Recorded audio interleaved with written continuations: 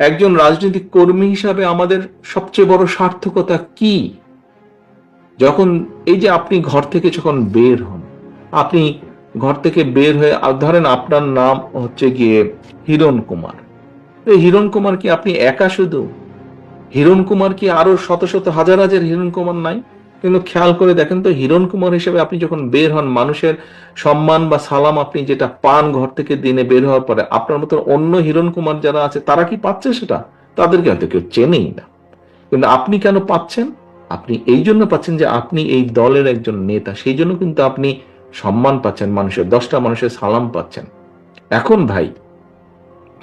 ভাই, কথাটা হচ্ছে যে 10টা মানুষ কেন সালাম দিচ্ছে? 10টা মানুষ সালাম দিচ্ছে যে আপনি বিপদে আপদে হোক বা তার ভবিষ্যৎ নিয়ে আপনি কাজ করেন, চিন্তা করেন। কিন্তু আপনি যদি এমন কিছু করেন যেটা তাকে আঘাত করবে, দুঃখ দিবে, আপনার পেছন থেকে সরে যাবে, আপনার পিছনে এখন আপনি সালাম পান, আপনি বের হলে মিছিল করলে সে এসে মিছিলে হয়তো অংশগ্রহণ করে, হয় মধ্যে থেকে বা পিছনে থেকে একজন সমর্থক হিসাবে। কিন্তু আপনি যদি এমন কোনো কাজ করেন যেটাতে সে আঘাতপ্রাপ্ত হবে, সে কি আপনার পেছনে থাকবে? সে কি পাবলিকটা আপনার পিছনে থাকবে? সে যদি না থাকে তো আপনি কিসের নেতা?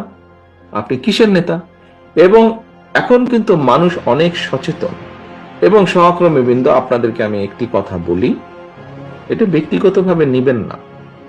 কথাটি হচ্ছে, দেখুন, মানুষ আমাদের উপর আস্থা রাখতে চাইছে, আমাদের উপরে অর্থাৎ বাংলাদেশ জাতীয়তাবাদের উপরে। মানুষ অর্থাৎ দল মত নির্বিশেষে সাধারণ মানুষ যারা ভোটার এই দেশের, তারা বিএনপির উপরে আস্থা রাখতে চাইছে।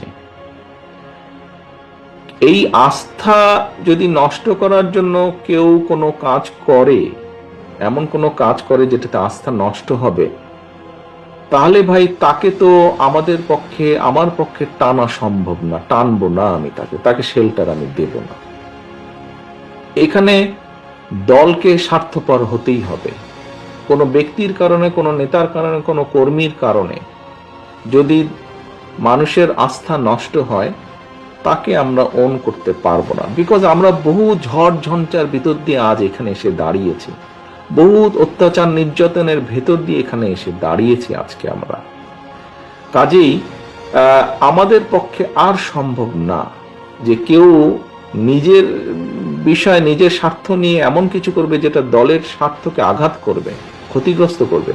তাকে আমাদের পক্ষে টানা সম্ভব না। হ্যাঁ, অনেকে ইদানিং কিছু কিছু লোক বলার চেষ্টা করে যে দেখুন, আপনারা নয় কি করছেন, আমাদের মধ্যে কেউ কেউ করেছে, কোনো কোনো সদস্য ভুল করেছে, বিভ্রান্ত হয়েছে, কিছু কিছু আপত্তিকর কাজ করেছে, আমরা আমাদের দলের সাথে তার সম্পর্কটা ছিন্ন করেছি।